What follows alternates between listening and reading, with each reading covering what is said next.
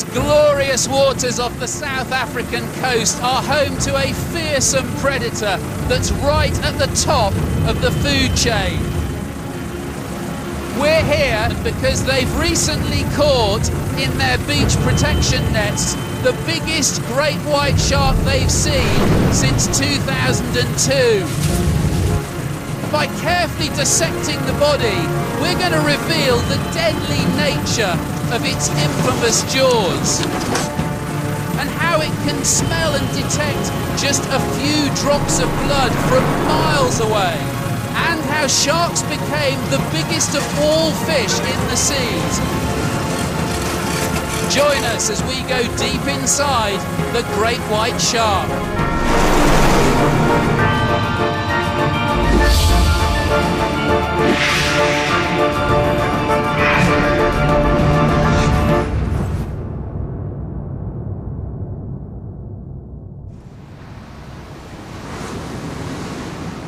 Great white sharks are regular visitors to the rugged coastline of Mossel Bay. But the huge great white caught up the coast presents a unique opportunity for experts to learn about the shark's anatomy. An international team quickly assembles. Wow, that's some collection, isn't it? From South Africa, leading shark attack expert Jeremy Cliff. His jaw collection is the stuff of nightmares. Unfortunately, we've still got this paranoia that the general public have with sharks. The old adage, the only good shark is a dead shark. From Italy, shark researcher Enrico Gennari. Yeah! He likes it! He risks life and limb for his passion. We know some sharks for years. You know, when you go out with your buddies to have a beer, you know them by name.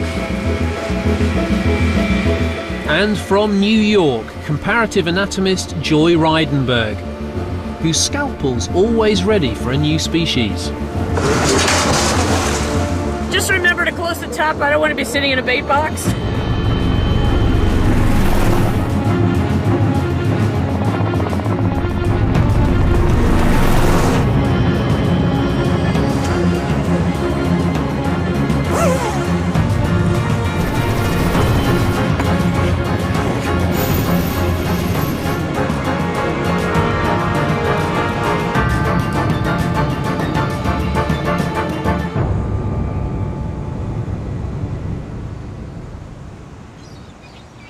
It's huge. It's much bigger than I thought it would be. Yeah, I didn't think it would be this big. Wow. It's really a big animal. And looks like it's a female. So it's a female. Do we know what weight it is? How old do you think it might be? 900 kilos, probably in the region of about 12 years old. That's a big fish. As scientists, we want to look under its skin to reveal the great white's deepest secrets. Why it will die if it ever stops swimming. How it's evolved to become such a formidable athlete.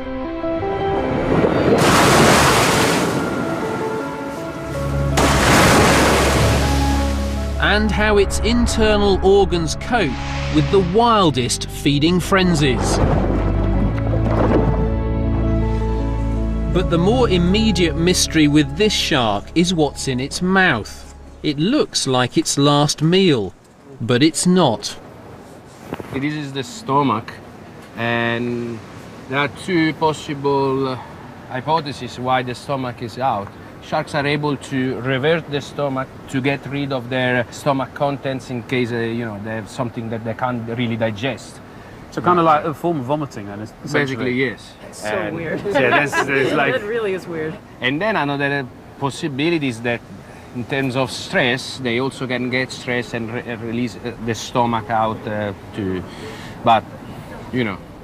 It seems that this shark vomited out its own stomach in the panic of being trapped in the net. First job is obviously going to be to get it onto the dissection table so that we can get it down and then orientate it to start the dissection.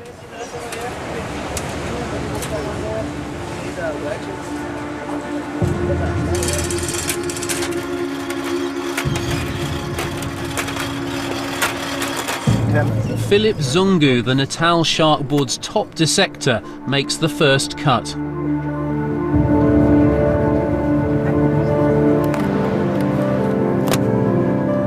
Joy's raring to join in.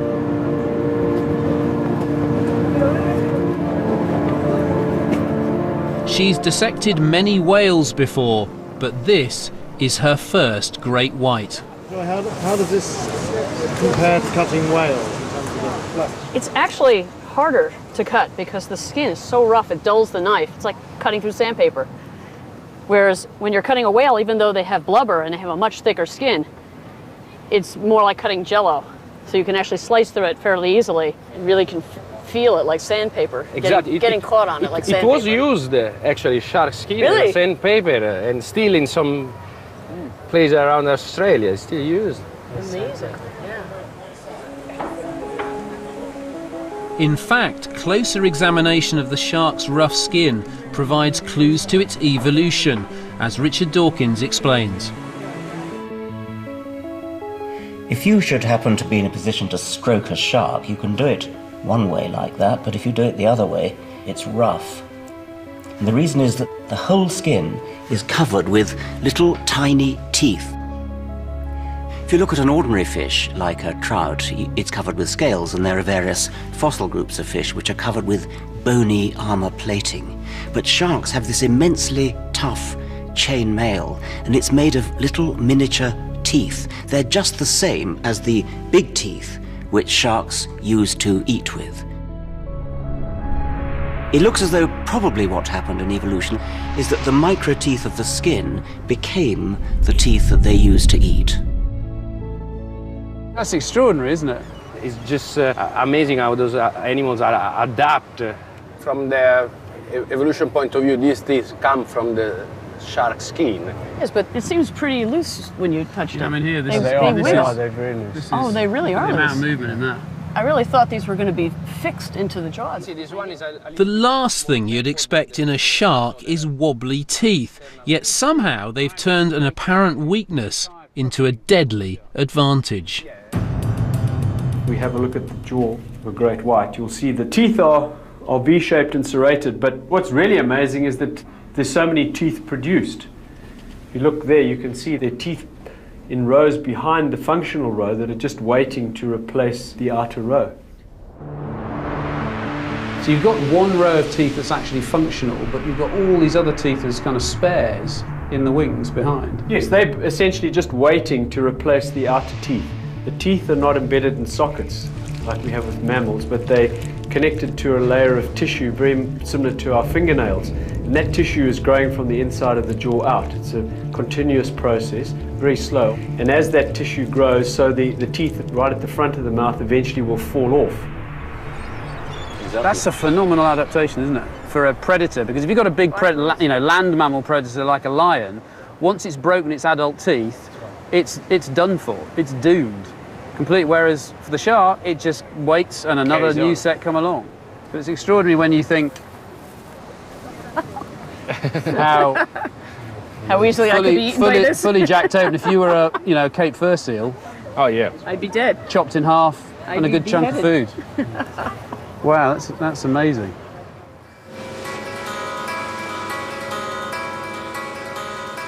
Enrico's keen for us to meet his razor-sharp friends. We're going to find out how hard they really bite and track their movements across the bay.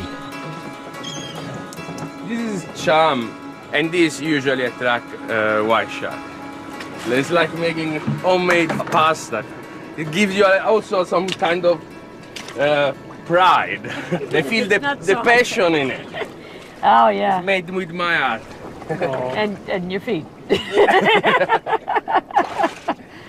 It's low tech but effective.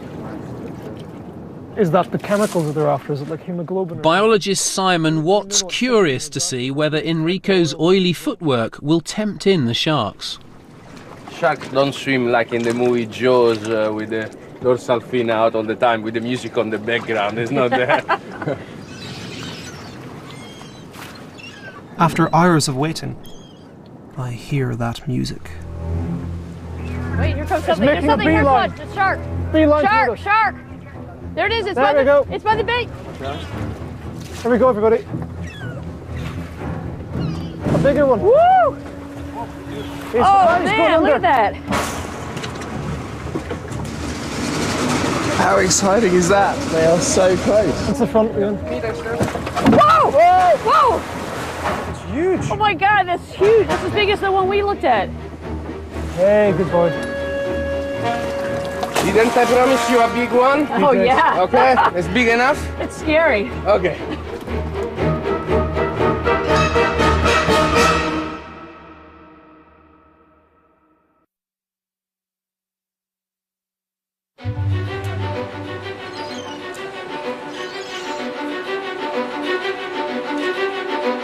Mossel Bay, where we're dissecting our shark, is a popular resort.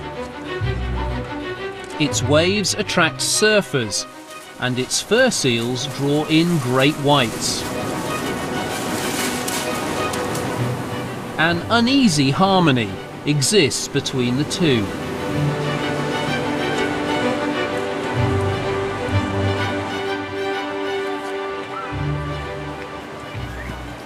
While the team crack on with the dissection around the head, which is pretty delicate, it's worth just taking a look at the whole animal and reflecting on what probably most of the people here watching think about great white sharks. Because since the film Jaws, most people see these animals as some kind of mindless assassins of the sea, hell-bent on eating anything that comes in their way, and that includes us. Great whites rarely attack humans. When they do, the surprising fact is that most people survive the ordeal. To find out why, we're going to investigate the anatomy of the shark bite. We could see the upper jaw over here, and we're trying to dissect a way into this big muscle. And we're talking about the jaw closers are all this bit here. So yes. We're just seeing a part of it here, but it's literally exactly. this whole thing on the side. It looks like of this whole pocket of stuff is just muscle. These muscles remind me of the ones that we saw on the crocodile that were used in closing the jaw. In fact, they're very whitish in color. So I'm presuming that they're also very fast twitch muscles that have to act suddenly. I was curious to compare a great white's bite with the crocodile bite we'd measured before. Okay, everybody set? Everybody set? Here we go. Everybody ready? Oh, man. Great bite. Dang. That was good. Let's have a look. So that's 1,413 pounds. That's about 600 and something kilograms. That's what? 20 times stronger than my bite. To tempt a great white to bite in his meter, Enrico surrounds it with rotting fish. Yeah, yeah, yes, come on. A little bite. It's juicy. Come on, turn. Yes. Higher. A bit higher.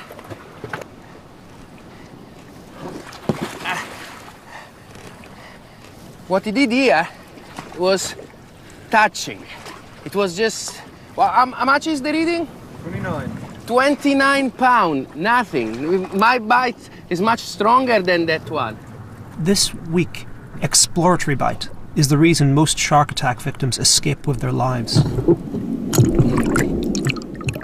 Once they realise we're not tasty seal blubber, they usually don't come in for the second killer bite. But now he should come back because he knows there's something tasty inside, and now let's hope to have a stronger bite.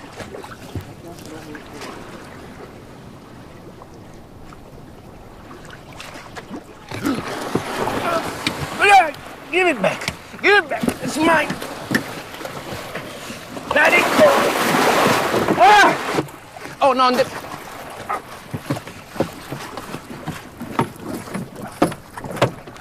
not the bit!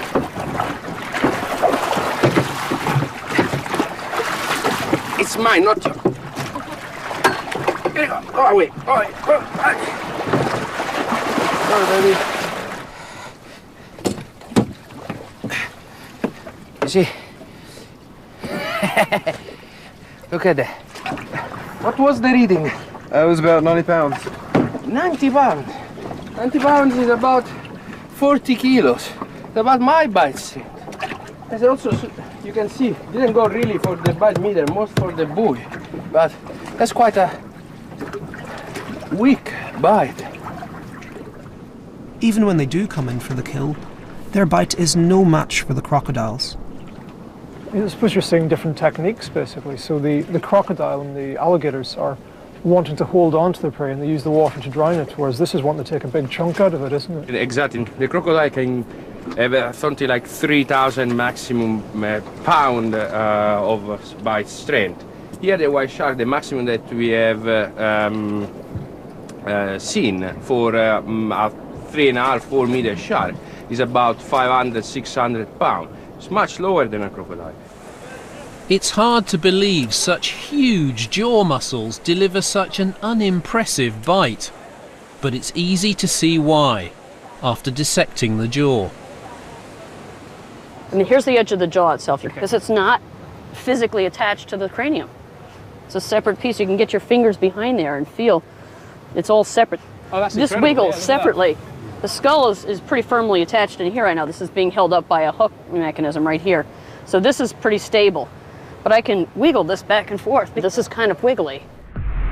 At first glance, this weak jaw arrangement with the upper jaw floating free from the skull seems to offer few benefits, whereas the croc's jaw, which is moulded into the skull, results in a much more powerful bite.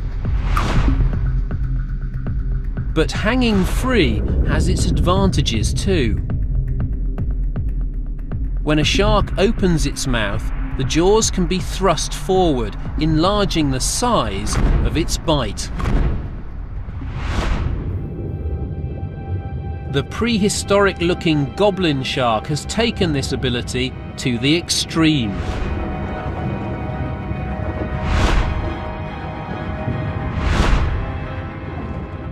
And that is one of the adaptations to be able to take a large chunk out of a big prey item like a whale, where the shark will open its jaw and then will lift its snout. In the action of lifting its snout, it's actually almost dislocating that upper jaw forwards to be able to give it a really good bite.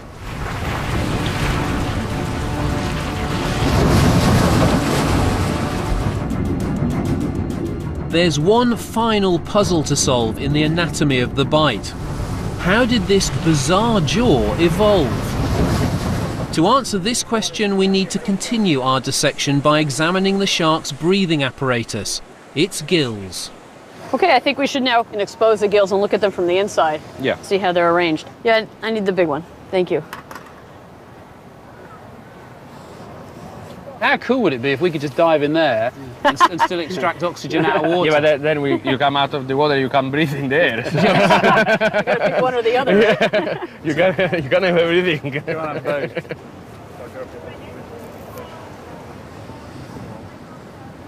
If we cut back along the gills, we see these wonderful feathery structures.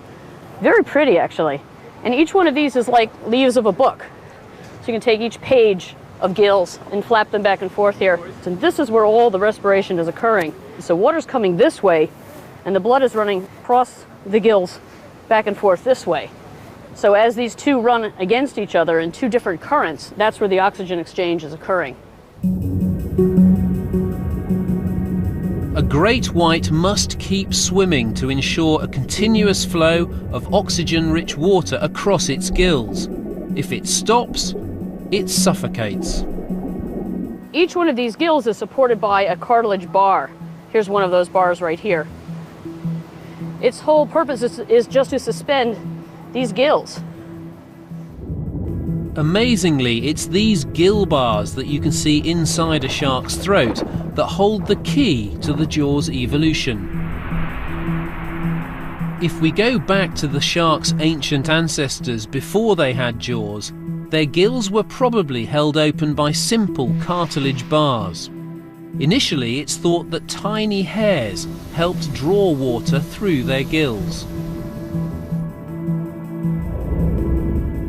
In later generations, the gill bars became hinged, so they could work like a pair of bellows, pumping water in and out. The hinged bars at the front were now perfectly positioned for a new role: to trap food. And so the jaw was born. So in fact, you have these two bars, the upper and lower jaw, and then you have behind here, you can feel right here is another big cartilage support. This is actually another arch of the gills. It's taken their breathing apparatus and made a weapon out of it. That's amazing. The front part. It's made a jaw with these wonderful, dangerous teeth. Okay, 1, 2. Enrico offers Joy and Simon the chance to go eye to eye with a great white in a shark cage. They love doing all this though, you know, actually getting in the water with the sharks is, I think, really important to these guys. That's addictive. It's addictive.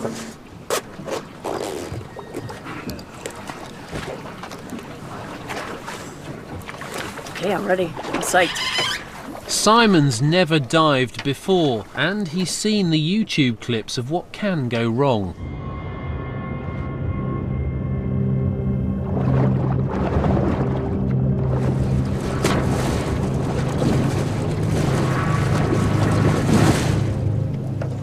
But he has a more pressing anxiety. His sea legs are failing him. All right, buddy, you okay? Usually feel better after that. Okay, here's something for your mouth. Jeez. Happens to everybody, you know. It's gonna happen again. Well, you'll feel better when you're in the water, actually. Won't be rocking as much.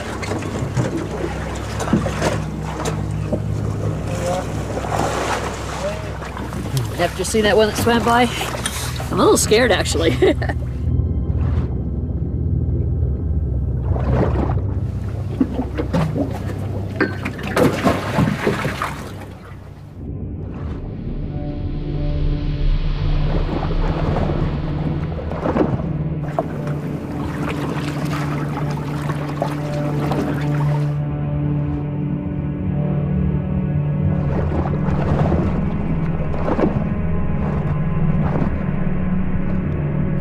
They are so beautiful to watch, and they look so peaceful, and they don't look very aggressive. How can this be a harmful animal? It's so gorgeous.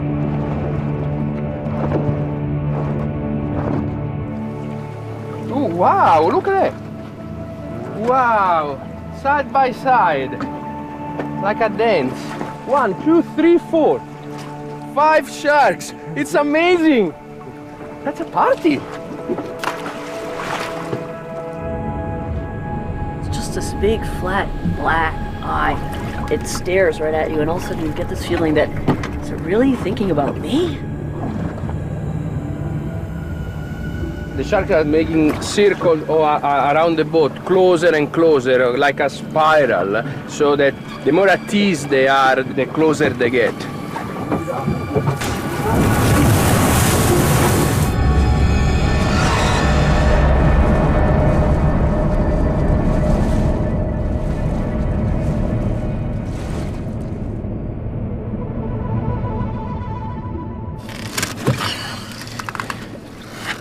You're right. Oh my God! You right? I think I was so excited I bit my lip. I'm bleeding. Wow! I was so excited watching them down there.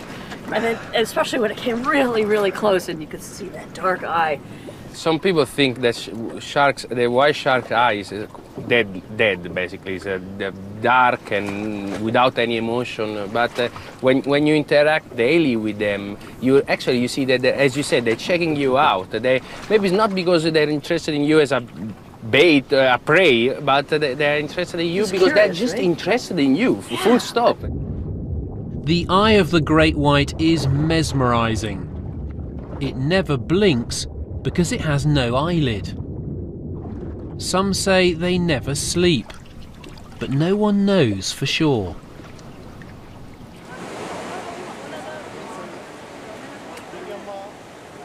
These eyes are unusual. They're very, very big compared to other sharks, aren't they? They are, and it suggests that for white sharks, vision is probably quite important. So they never close their eyes, other than the moment of striking their prey, where they'll actually just move the eye back. See how the eye just rolls back in its socket. So it just rolls it completely back out of the way to protect it. Look at the eye roll back after this attack.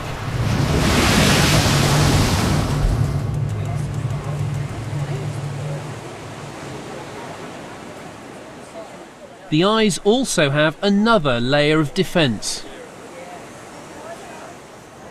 We've taken the eye out from the socket. We're going to just place it on the back of the shark here and try to cut through it. Otherwise, just cut with a scalpel. Hang on. It's really hard. It just shows you how effective this could be against a seal claw. I was going to suggest just if you cut a ring around with a scalpel like that. Very solid. Just take the... Well, that helps answer the question, doesn't it? It's a very, very thick-walled eye. Let's try cutting this way. That's it.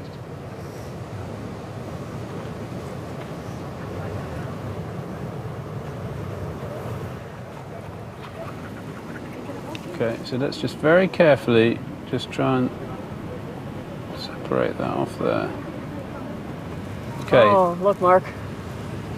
So that's its That's lens. the lens. So here. So if we pop that out, it'll be very round. You got it? I've got it. So there it is. It's like it's like a marble. Really round. Yeah, that is absolutely stunning. The shark's excellent vision is a vital asset, but it has a battery of other senses to help track down its prey. One of the senses that we often hear about with sharks is their ability to detect blood in the water. So to smell their prey is pretty incredible. They have a nose like we do. Unlike us and a shark, each nostril has an inlet to let the water in and also an outlet to let the water out.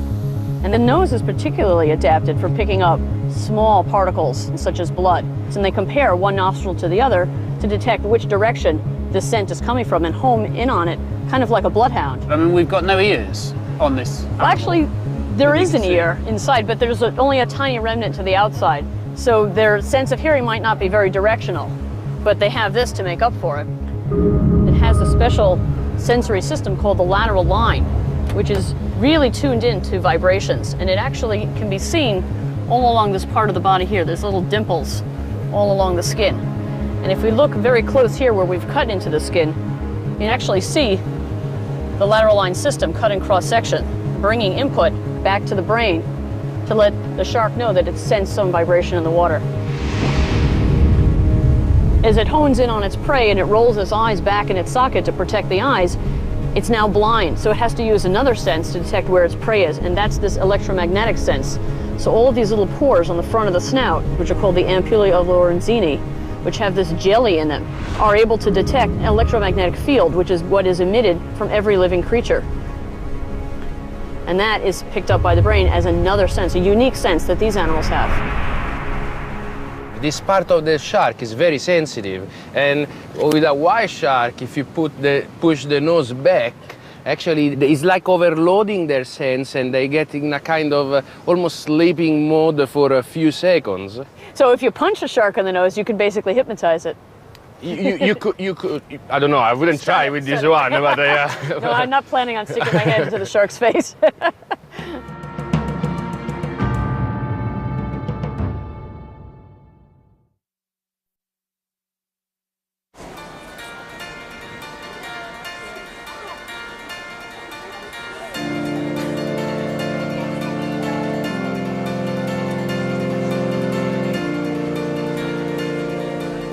That's a girl. This is a girl.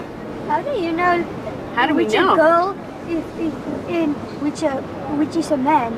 Because if you look at the other end of the shark, it has special fins, and the fins look different in the boys than they do in the girls. Oh, now I understand.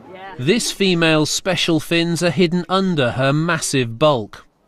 On a smaller hammerhead shark, Joy tells the fishy version of the birds and the bees. If you look at this part of the shark, these are the fins near the anus. And if you look right inside the fins, you see these little bumps right here? That's what boy sharks have. Girl sharks don't have that. So that's how you know, without even opening it up, whether it's a boy or a girl.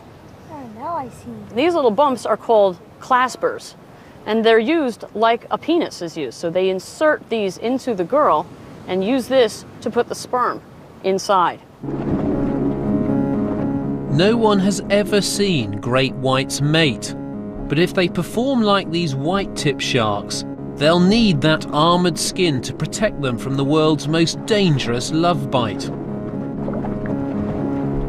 Sharks mate more like mammals than most other fish. The females keep their eggs within their bodies and the males fertilise them inside.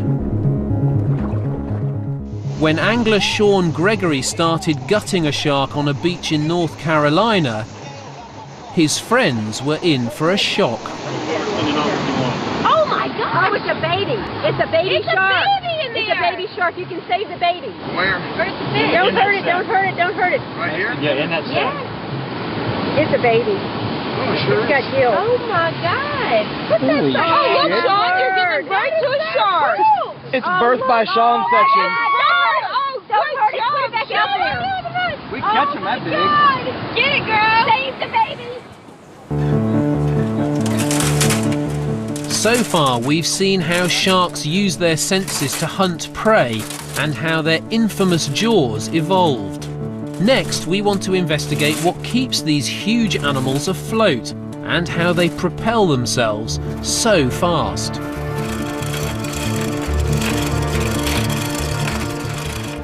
One, two, three! One, two, three! Yes! Yes!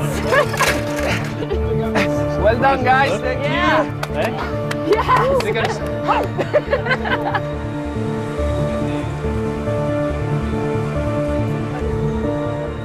Sharks have one vital organ that holds the key to how they became so big. To reach it, Philip cuts through the white underbelly that gives the great white its name. Joy, have you ever seen such a big liver in your life? No, I've never. Not even in the biggest whales have I seen a liver quite like this. It's coming, it's coming. This is just one of the 3 lobes. This is only one. This is one. One liver lobe. One. Whoa. This is freaky. Careful, guys. It's do you going want down. It's going down. Okay, 1, 2. Is that another lobe too? Yeah. This is 2. Okay. Alright, here comes the rest. Oh, here we go. Whoa! That hosing Wait, down about you forgot the one piece.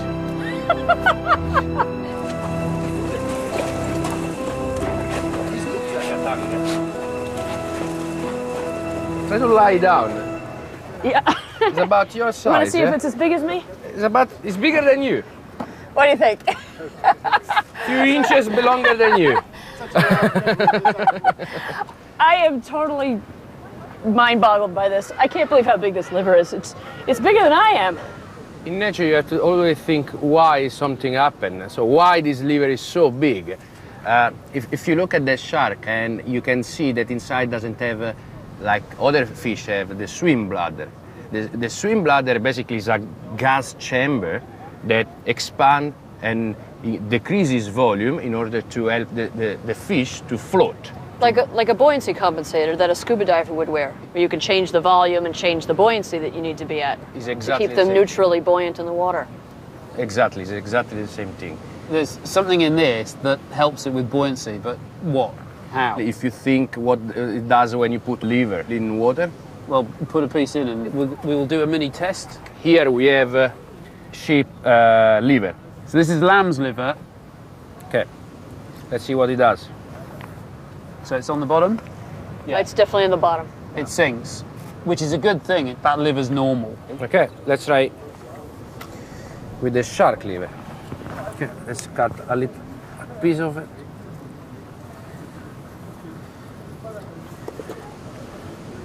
Try. Oh, it's, yeah. Voila. And it floats. So what does it tell you? It's got an inbuilt buoyancy aid. This is like a big life preserver. Exactly. The liver is full of this oil that is called squalene, from the name of squalus, that is a shark, basically. Okay. And it is a very fat liver, very dense in oil. If you put oil in water, what happened to the oil? It floats. It floats. And the first thing that you said about this thing, you said, is huge, and you think it weighs a lot. And actually, it helps the shark not to sink.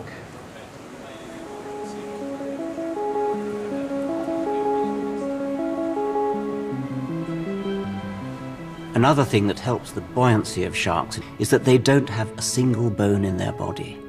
Unlike us and most other vertebrates, where our skeleton is mostly made of hard, solid bone, sharks have cartilage instead of bone. Their skeleton is made of cartilage. We have cartilage in our ears and in our noses, and in the embryo all our bones start off as cartilage. But a shark only has cartilage. And this gives them lightness, it gives them a flexibility, and it enables them to become the largest fish in the sea. Today, the very largest is the whale shark, which can weigh up to 20 tons. They're harmless filter feeders that swim around, sucking in plankton. But have there ever been any larger sharks? The problem is that when these animals die, unlike bony fish, their skeletons rarely become fossils. So fossilized shark skeletons are so rare. How do we know anything about their evolution? Fortunately, there is one hard structure in a shark's body, and it makes lots of them. Almost everything we know about shark evolution we've learned from examining their fossilized teeth. From this we figured out what they ate and how big they could get. And when you find a tooth like this, you realize that they got very, very big indeed. This is Megalodon, weighing in at 100 tons and measuring 20 meters. Megalodon simply means big tooth. Just like the serrated teeth in a great white, these are used for slicing, not chewing. So Megalodon and the great white both had to evolve a digestive system that could cope with huge chunks of food.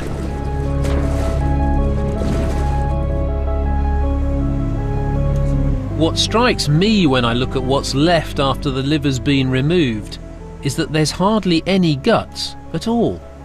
So this is essentially its intestines, which is a very peculiar shape. It looks very straight. You expect it to be all coiled up like it is in a mammal. In a human, you'd have about 8 meters of this going back and forth, twisting around. Completely bizarre. So can we have a look inside and see how that works? Yeah, let's cut it open and see how it's arranged.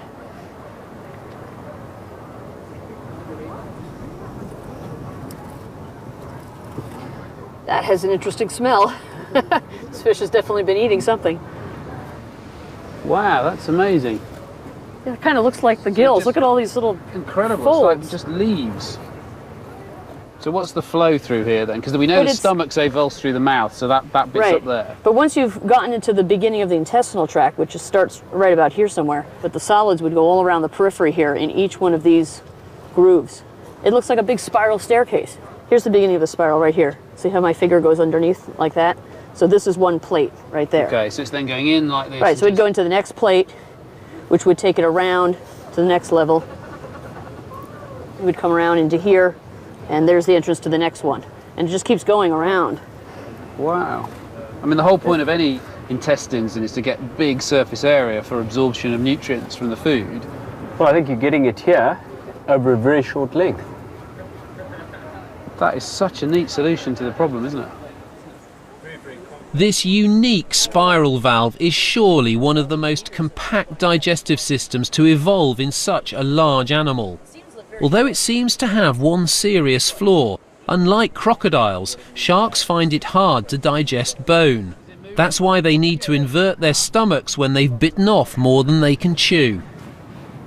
Is this a really slow process? Because I mean, being it's a fish, it's cold-blooded, so on that basis, does it have a very slow metabolism, a very slow digestion?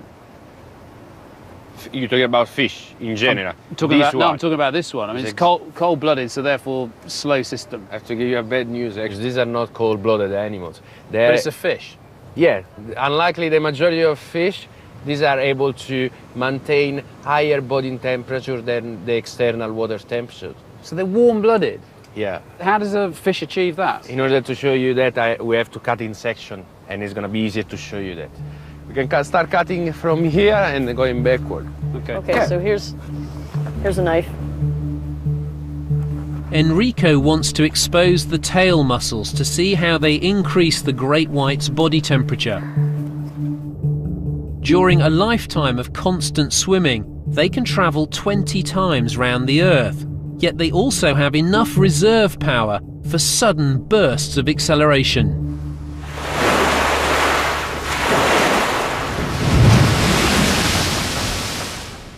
This is the powerhouse of this shark. This is what propels almost a ton of shark through the water, and it's always swimming. So this thing is going backwards and forwards the whole time, but also can get this thing right out of the water, which is some feat. In very few seconds, yes. So what drives this? Is inside here. Okay. And you cut right through, and this is just jam-packed with muscle. Over 85–90% of this is just muscle.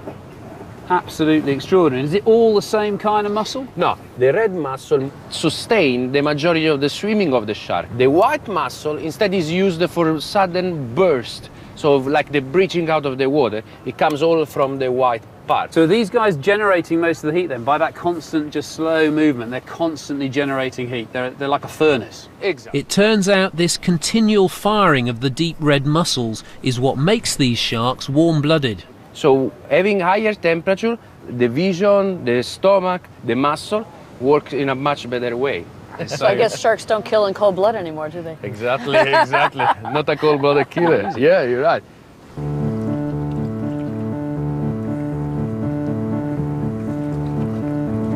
Enrico's love affair with the great white began as a boy when he saw a documentary about sharks. Later, he left Italy for Mossel Bay to try to find out more about these elusive giants. Nobody step in front of me from now on, eh?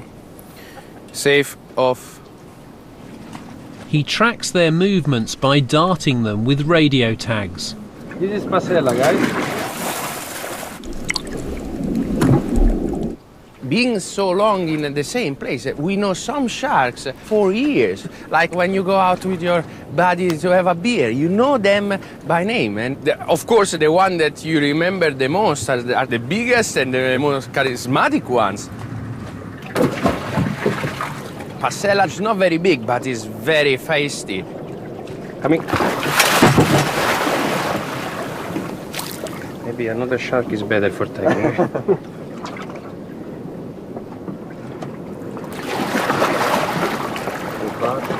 Okay, ready? Perfect. You got it perfect. Done! Well done! Mission accomplished.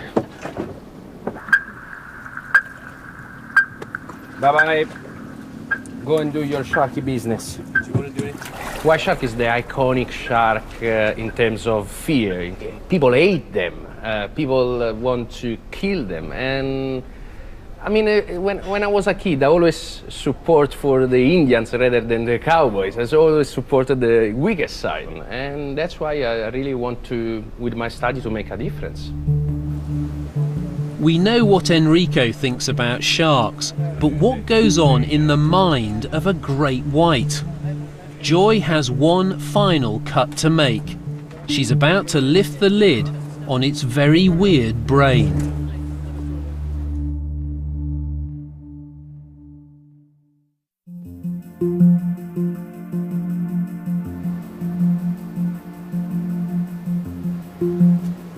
It's been very clear, hasn't it, from this dissection, that this is one very complicated animal, and the bit that Joy's desperate to get to now is the brain, because that's the computer that controls all the body systems that we've seen. But it's a very difficult area to get to. It's not actually in a bony skull, it's in a cartilage cranium.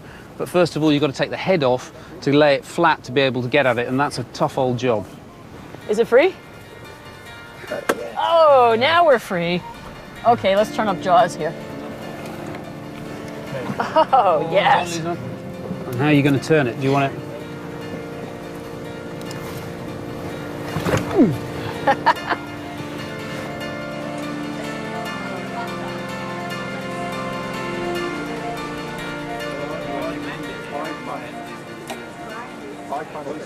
I'm just finished cutting off the last bit of cartilage, and now what we're looking into is the actual cavity where the brain sits, and in the middle here is the brain. So the thinking part of the brain is actually right over here. It's fairly small. Most of the rest of this brain is involved in sensory perception, and if you go forward, you see it's actually a Y-shaped brain as it terminates in these two canals, one for each of the nasal openings. But most of what you're seeing here is all processing sensation, smell, vision, these ampullae of Lorenzini, which are not just under the front of the nose, they're all across the top of the head. So this brain might be small, but it's super specialized. It's really focused on all of these special senses. So this animal is thinking in a very different way than we do. We might sit around and think about stuff using a lot of our gray matter. These animals are working mostly on instinct, but they're processing so much more sensory information.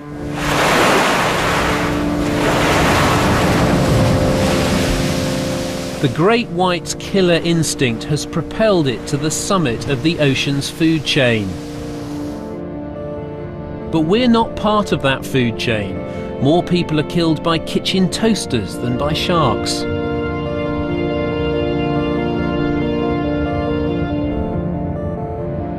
The truth is, it's the sharks who should fear us.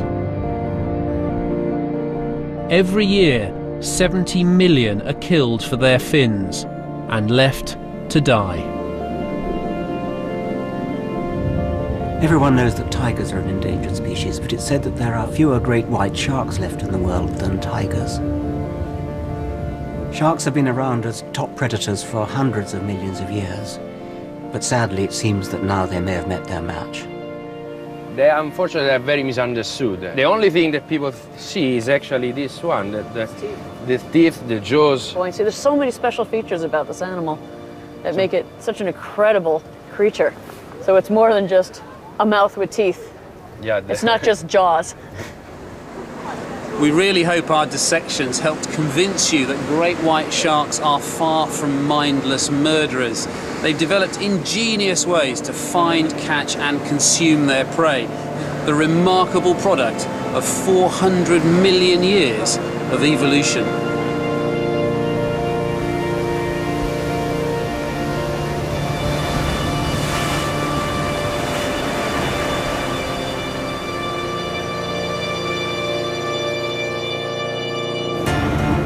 Next week we're in the Florida Everglades on the trail of giant pythons.